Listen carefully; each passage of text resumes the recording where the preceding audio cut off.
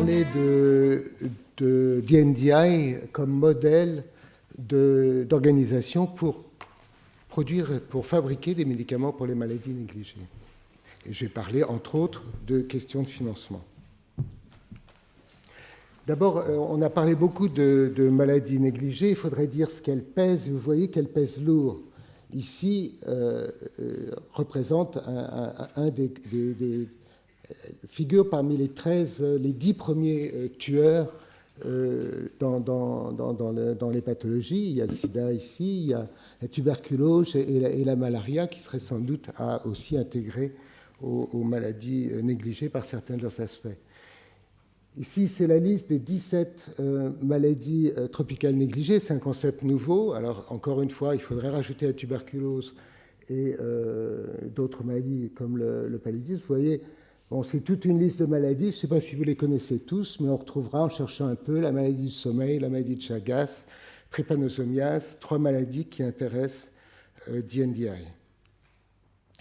DNDi a été créé il y a 10 ans du fait de la frustration de ne pas avoir de médicaments pour ces maladies dont je viens de parler. Ces maladies pèsent extrêmement lourd, représentent seulement 1% de l'investissement mondial pour la santé. Il y a d'énormes donations, 2 ou 3 milliards de dollars de donations en médicaments, donations directes qui sont faites pour traiter ces maladies négligées. Mais quand il n'y a pas de médicaments, il faut se retrousser les manches et se dire que peut-être il faut le faire parce que, par définition, le marché des maladies négligées n'est pas un marché dans lequel l'industrie pharmaceutique va s'engager facilement. Donc, c'était la situation il y a 10 ans. En 25 ans, vous voyez que 16 médicaments avaient été développés pour les maladies négligées, 16 sur 1393. Et on avait donc 10% de recherche et développement pour 90% des besoins de l'humanité. La situation aujourd'hui est un petit peu meilleure, mais pas beaucoup meilleure. Vous voyez que depuis 10 ans, on a 4% des nouveaux médicaments qui concernent les maladies tropicales négligées, qui sont beaucoup des reformulations ou des combinaisons de médicaments, très importants évidemment pour les patients. 1% seulement de nouvelles entités chimiques, 1% ou 1,5% sur 160 000 essais cliniques réalisés en 10 ans, et 1%, comme je disais, de l'investissement global de la santé. Donc c'est cette frustration qui a amené la création de ces partenariats pour le développement de produits pharmaceutiques. En fait, il y a d'autres façons de dire ça en français. Et donc, il s'agit de partenariats publics-privés à but non lucratif qui sont là pour combler justement les lacunes de recherche translationnelle et de développement pharmaceutique. Alors, vous voyez, elle travaille sur différentes maladies, le VIH, la tuberculose, le paludisme, les maladies négligées, diarrhée, maladies respiratoires, et dans divers domaines pour ces maladies, les vaccins, les microbicides, les médicaments à proprement parler, et même les diagnostics. Tout ça contribue à essayer de combler le fossé de recherche pour les maladies négligées. DNDi a été créé il y a 10 ans, en fait, créé virtuellement lorsque MSF a reçu son prix Nobel en 1999 et a décidé de donner le montant de ce prix Nobel à la création d'une entité qui fabriquerait justement des médicaments pour ceux pour lesquels on ne fabrique pas de médicaments. En 10 ans, DNDi a créé un très robuste portefeuille de candidats, médicaments candidats. DNDi utilise et renforce les capacités des pays d'endémie, attache beaucoup d'importance à l'information du public, à la promotion d'un leadership public mondial pour les maladies négligées. Vous voyez ici donc ça, le centre de DNDi à Genève, et puis un centre à Nairobi, un centre à Delhi, un centre à Kuala Lumpur, donc des centres régionaux qui correspondent d'ailleurs au lieu d'implantation des principaux partenaires fondateurs de DNDi. Quelle maladie, quel objectif? Répondre aux besoins des patients qui souffrent de ces maladies, le paludisme, la leishmaniose, la maladie du sommeil, la maladie de Chagas, les filarioses, le sida pédiatrique. On pourrait dire que le sida n'est pas une maladie négligée. Il se trouve que le sida pédiatrique est une maladie négligée. Seul un tiers des enfants aujourd'hui est traité, reçoit un traitement, et ces traitements sont inadéquats. DNDi couvre, les métiers dans DNDi couvrent tous les métiers de la recherche et développement, donc des gens qui travaillent, des chimistes qui screenent des molécules pour voir si elles pourraient éventuellement avoir un effet sur les organismes, sur les pathogènes qui nous intéressent. Donc la personne qui s'occupe de maladies diarrhéiques se place exactement là, au niveau de la découverte. Une partie importante préclinique, voir si ces médicaments, ces molécules sont toxiques, et puis une partie clinique importante, réaliser des essais cliniques de phase 1, 2, 3 pour voir si l'efficacité et la safety de ces médicaments. Mais très important, l'enregistrement dans les pays d'endémie, et ça n'est pas une chose simple. C'est une chose d'enregistrer le médicament à la FDA ou à l'EMA, c'est autre chose qu'il soit enregistré en Afrique du Sud ou en République centrafricaine, et aussi s'assurer qu'une fois l'enregistrement réalisé, les patients ont ces médicaments dans la main, ou les gens qui les prescrivent peuvent leur prescrire. Faute de ça, tout ce qu'on a raconté aujourd'hui ne sert strictement à rien. On ne sait qu'on a fait quelque chose que le jour où on a changé quelque chose sur la santé des gens.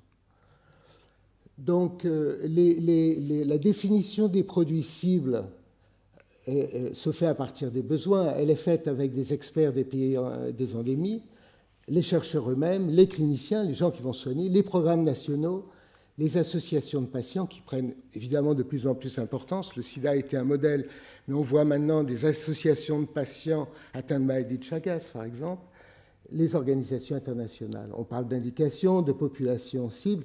Important, la stabilité. Avoir un médicament qui est stable en climat tropical, ça paraît évident. Le lopinavir, ritonavir, qui est le médicament de base pour traiter les enfants qui ont le sida, n'est pas stable plus d'une journée une fois que la bouteille a été ouverte, dans des pays où tout le monde n'a pas un frigo. Donc c'est un problème très réel. Le mode d'administration qui va rendre la chose possible dans des villages éloignés. Le prix est déjà affiché au moment où on définit le prototype qu'il va falloir développer. Donc voilà un peu l'éventail des activités de DNDi. Donc des activités de découverte sérieusement financées, comme vous le voyez, et qui sont des activités de découverte qui vont être assez communes à ce qui sera nécessaire pour avancer dans le domaine de la leishmaniose, de la trypanosomiase humaine africaine, la maladie du sommeil, la maladie de Chagas. Ce sont des ressources communes pour ces développements qui seront à un moment des développements cliniques. Vous voyez que pour les leishmanioses, l'objectif c'est 5 traitements, 2 déjà ont été délivrés, je dirais. Pour la maladie du sommeil, 2 traitements dont un est déjà là. Pour la maladie de Chagas, 2 traitements dont un est là. Le programme sur les filarioses ne fait que commencer, donc on espère aller assez vite. Et le programme qui se termine, c'est celui du paludisme, où 2 traitements étaient prévus et 2 traitements ont été mis sur le marché, donc bien les voilà. Donc 6 nouvelles modalités de traitement qui sont enregistrées, qui sont faciles à utiliser, peu coûteuses, adaptées au terrain, très important, et qui ne sont pas brevetées. Il n'y a pas d'obstacle à la fabrication par l'industrie générique de ces produits. ASAQ, un antipaludéen, une seconde association antipaludéenne, NACT pour la maladie du sommeil. Cette combinaison en Afrique, c'est une série de combinaisons pour la leishmaniose en Asie. En fait, la leishmaniose, il faudrait parler des leishmanioses parce qu'il s'agit de plusieurs maladies en une, et une formulation pédiatrique contre la maladie de Chagas. Je prends l'exemple du paludisme parce qu'il nous dit bien ce qui avait été décidé par DNDi il y a 10 ans et ce qui a été fait en collaboration avec Sanofi, qui était là ce matin. Un médicament, une combinaison médicamenteuse qui est maintenant enregistrée, qui est préqualifiée par l'OMS. Très important, la préqualification. Si vous n'êtes pas préqualifié, vous n'êtes pas distribué dans les pays qui ont besoin de ces médicaments.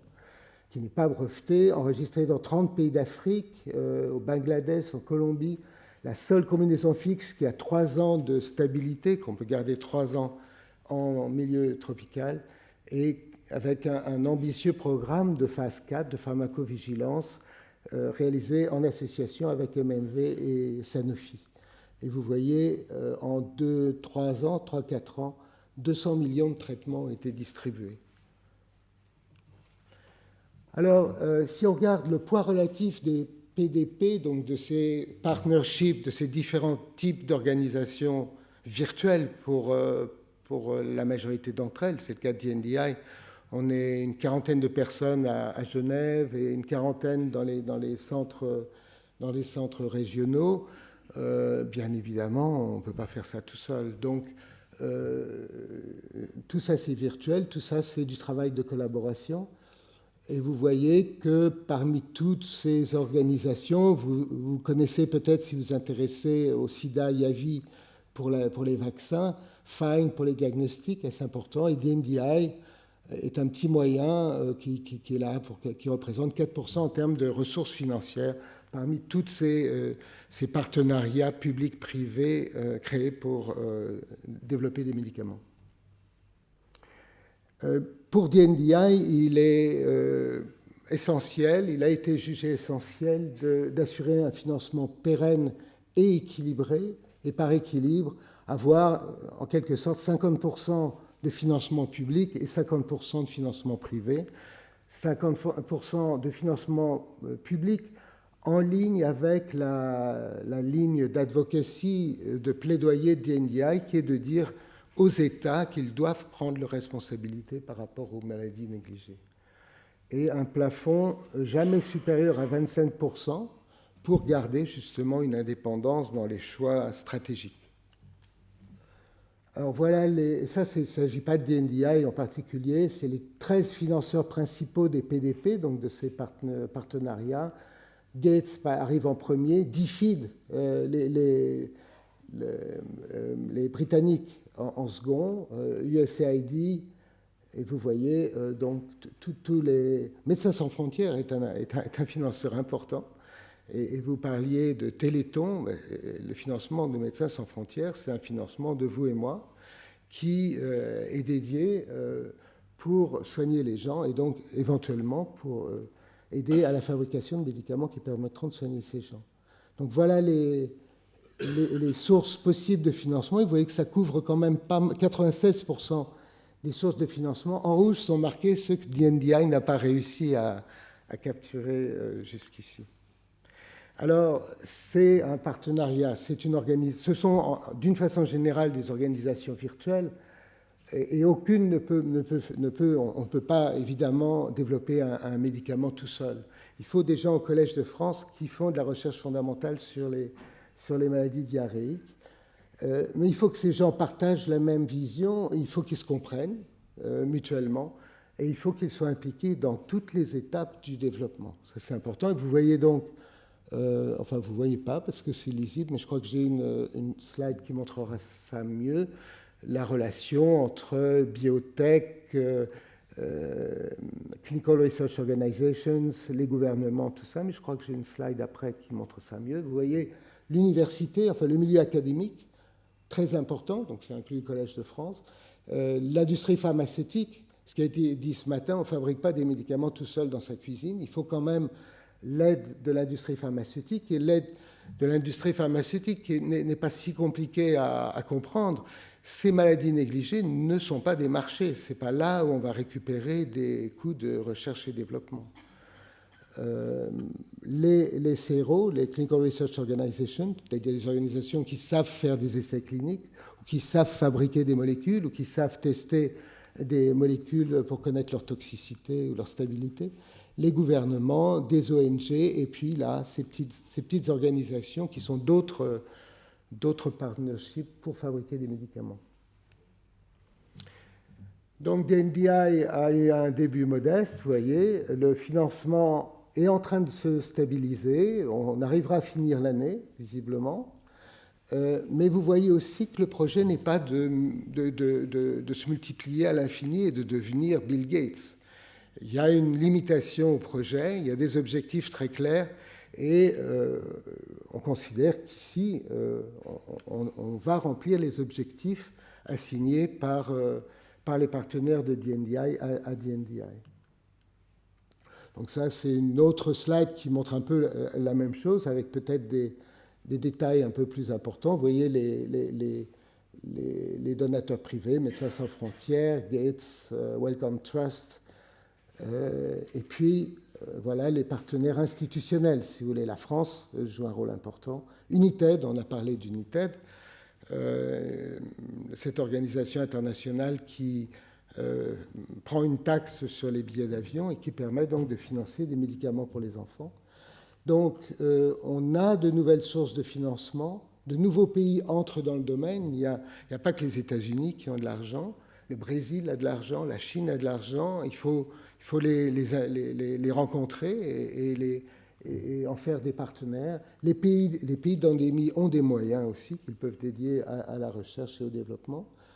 De nouveaux mécanismes, donc, c'est Patrice qui en a parlé tout à l'heure, l'UNITED, taxe sur les transactions financières, qui est encore un espoir, je ne pense pas que ça existe encore, et puis d'autres façons d'encourager le R&D. Le problème de la recherche et développement, en partie, c'est celui des brevets qui sont là pour remercier, pour encourager les gens qui découvrent.